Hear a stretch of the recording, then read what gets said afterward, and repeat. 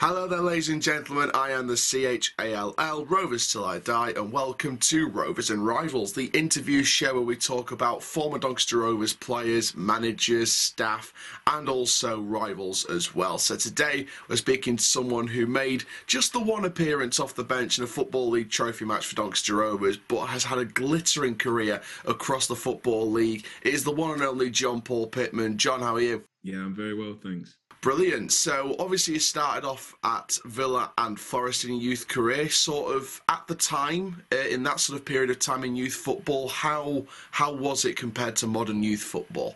Back then at Aston Villa, you have to remember Villa was one of the first clubs to sort of go down the academy route. So it wasn't a million miles apart from how you see things now. Obviously, the whole infrastructure has changed, but Villa were one of the most progressive clubs at the time. So they were already thinking forward in terms of nutrition and sports science and some of the things that you see now as being commonplace in football. Villa were right at the forefront of bringing that in. Interesting. And obviously, you went on with Nottingham Forest as well. I mean, how did you sort of enjoy your time with Forest?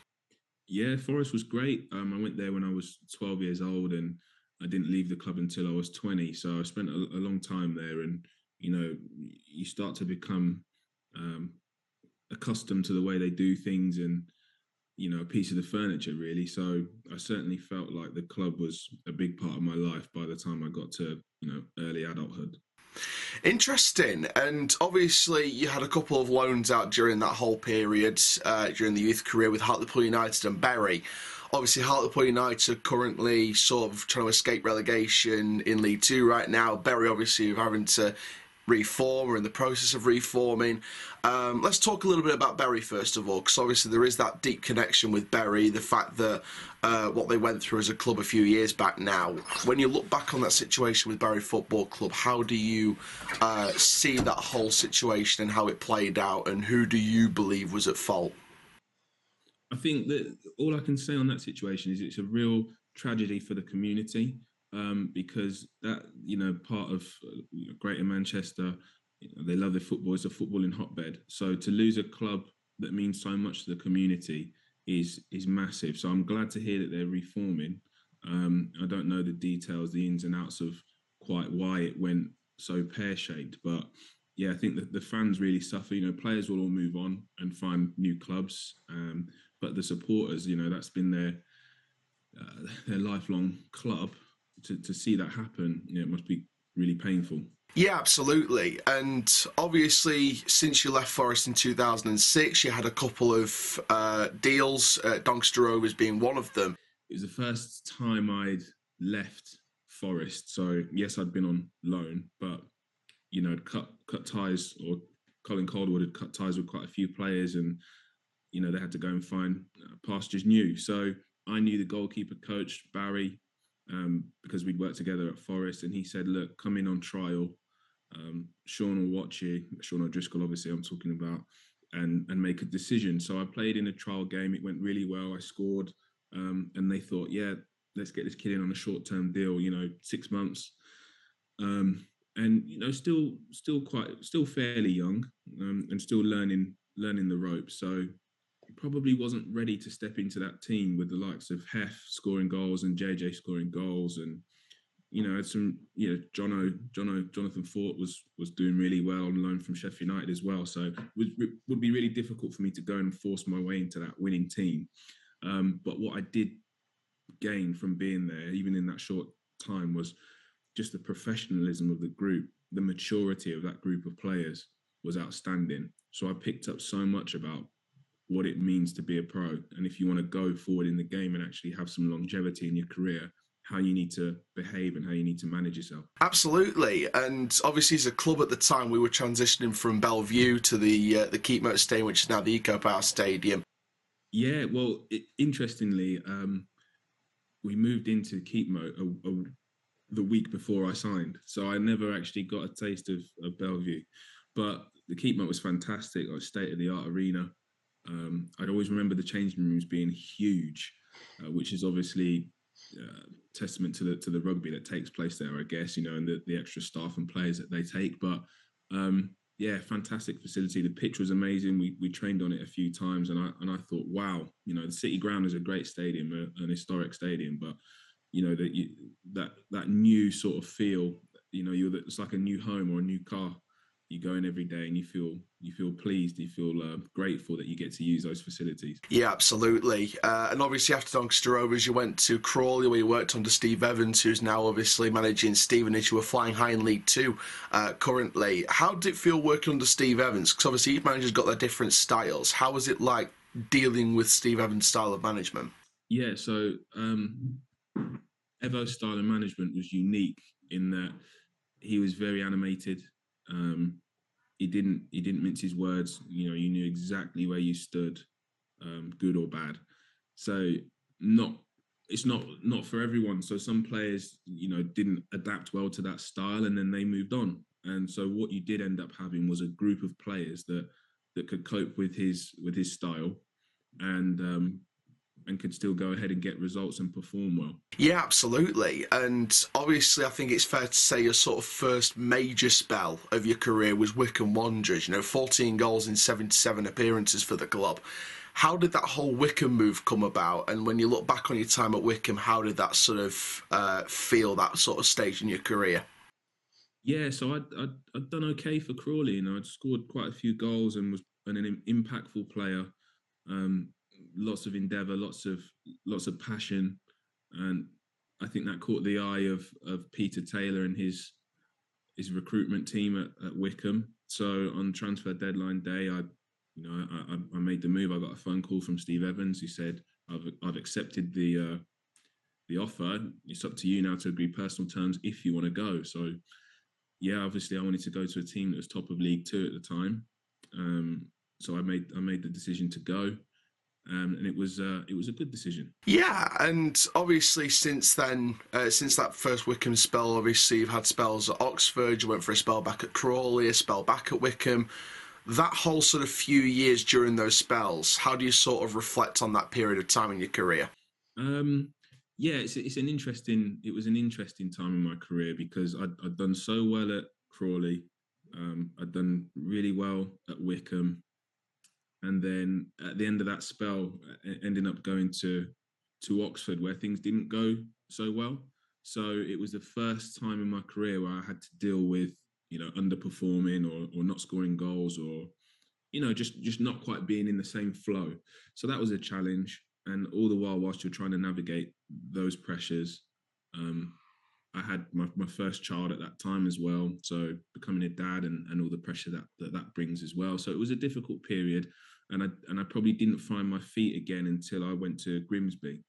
And I managed to, rekindle that same energy and that same playing style that I had at Crawley and Wycombe in the first spells. Yeah, and that's sort of what I was going to come on to next, really. Obviously, your next spells after that were Grimsby, Harrogate, Torquay, and of course your final one being loaned out to Truro City. I mean, that was sort of the end part of your career, the last few years. When you look at that Grimsby spell and what followed after that, how do you sort of reflect on the sort of last couple of clubs that you played for and the sort of time that you had there?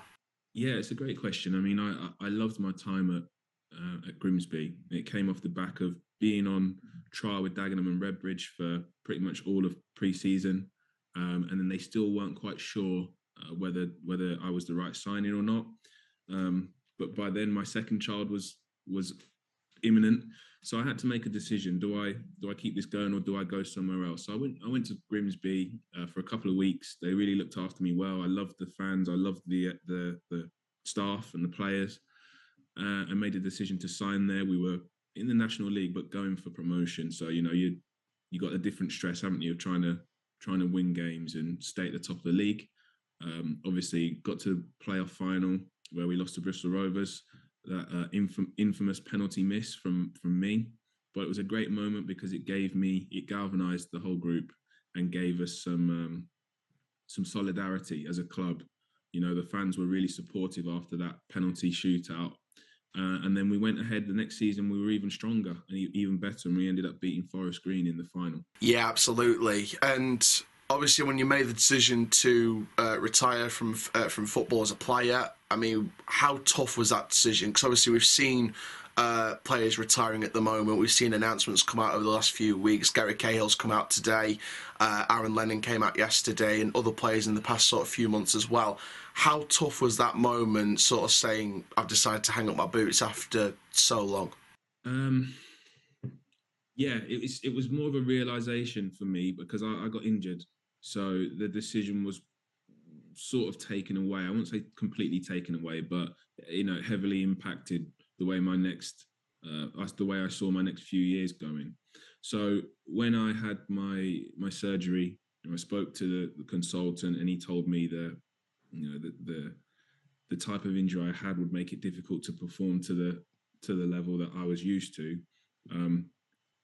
The younger me would have seen that as a challenge that I wanted to accept, and I would prove you wrong.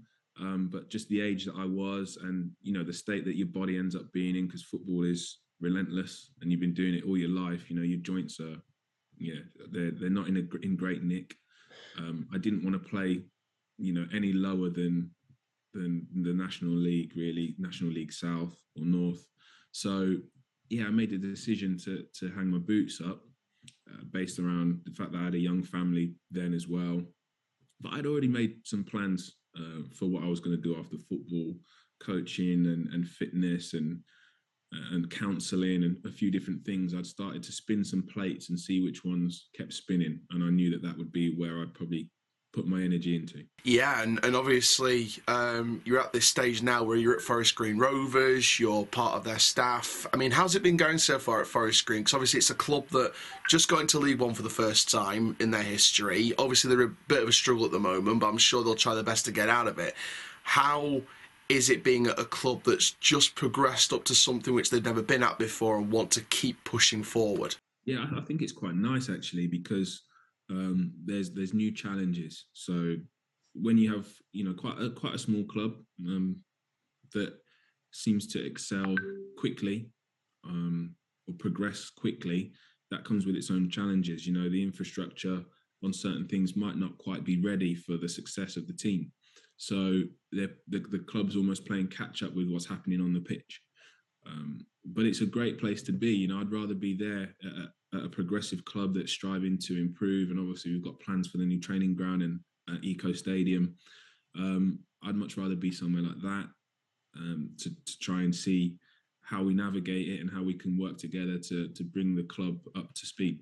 Absolutely. And I guess the sort of final question that I had for today is, when you look back on the playing career, when you look back on what you're doing now, is there anything during your playing career that you would have changed? Would you have made the moves to certain clubs? Would you have done certain things? Is there anything you would change looking back on your entire career?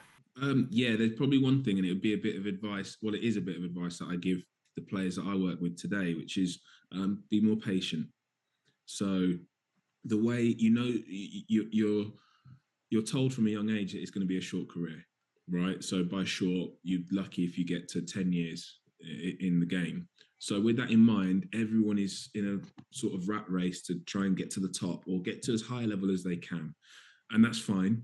But, I think the saying is the journey is the destination. So if you're always looking forward at what you want to do next and where you want to be next, and then you never really appreciate the moment, and it goes so quick, it passes you by. So I would say to players, be patient, keep working hard, and just live in the present and try and be the best you can be in the present, not get too distracted by the future. Absolutely. John, thank you so much for coming on the channel today for Rovers and Rivals. Really appreciate it. No worries.